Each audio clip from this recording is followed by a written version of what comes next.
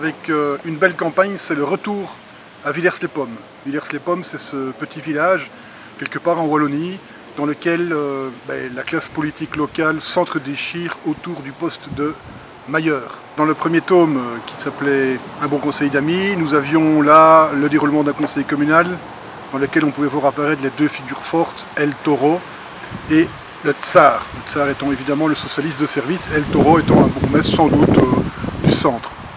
Dans une vraie liste de courses, on voyait comment ces deux amis-là se construisaient une liste pour pouvoir participer aux élections communales. Et voici donc maintenant une belle campagne, c'est parti, la liste a été remise à la fin du deuxième tome. Dans ce tome, c'est la bagarre lors de la campagne. Alors tous les coups sont permis. On va évidemment mettre des affiches, on va enlever des affiches, on va coller, on va surcoller, on va aussi évidemment promettre des choses et d'autres, parfois la même chose, parfois des choses contraires.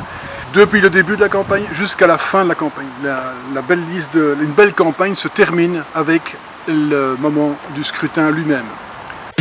Dans la liste, il y a deux ouvriers communaux qui sont cousins et qui ne sont pas sur la même liste, évidemment. Il y a aussi des gens qui sont intéressés par le poste de bourgmestre, on s'en doute bien, mais qui ont aussi d'autres enjeux, qui veulent avoir des petits avantages, qu'on répare les routes devant chez eux, qu'on mette un casse-vitesse ou qu'on l'enlève, etc., etc.